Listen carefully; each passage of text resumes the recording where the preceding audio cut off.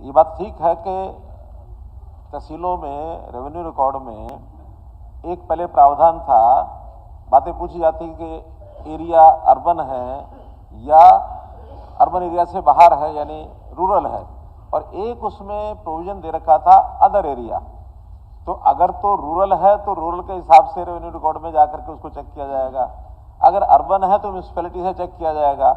वो जो प्रावधान अदर एरिया का था वो क्यों डाला गया, कब डाला गया, बहुत पुराना चला आ रहा है। तो कुछ लोग जिनकी शिकायत ये कर रहे हैं अदर एरिया में डलवा करके तहसीलदारों को एक लूप होल दिया हुआ था। अब उस लूप होल के कारण से रास्ते सब चल रहे थे, कभी शिकायत उस टाइप की हमारे यानी हमारे विधायक महोदय ने कभी नहीं की।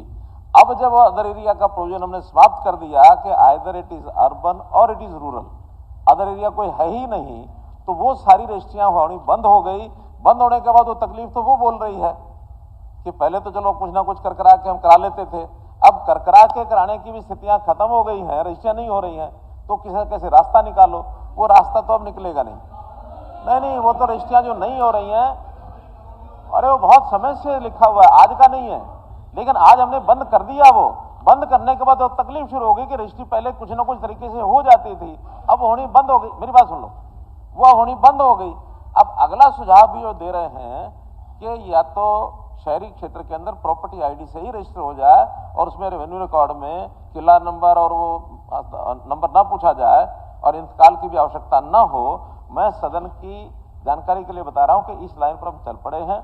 उसके लिए हर एक शहर का एक लार्ज स्केल मैपिंग चल रही है हर एक प्रॉपर्टी आईडी के हिसाब से, ताकि रेवेन्यू रिकॉर्ड और मैपिंग के हिसाब से जमीन जिसकी आज है वो एक बार ऑथेंटिकेटेड हो जाए प्रॉपर्टी आईडी में, क्योंकि प्रॉपर्टी आईडी भी कोई जमीन की मलकियत का वो प्रूफ नहीं है, वो तो प्रॉपर्टी की पहचान है कि ये प्रॉपर्टी है, इसका ये नंबर है, प्रॉपर्टी की पहचान है। वो मलकियत का प्रूफ नहीं है। मलकियत का प्रूफ तो वही होता है, उसकी रजिस्ट्री होती है।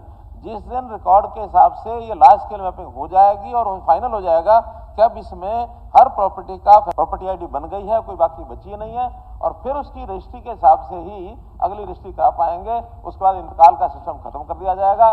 पहले चरण में सोनीपत और करनाल इन दो शहरों को लिया गया है, बहुत जल्दी इन दोनों शहरों में ये व्यवस्था लागू हो जाएगी।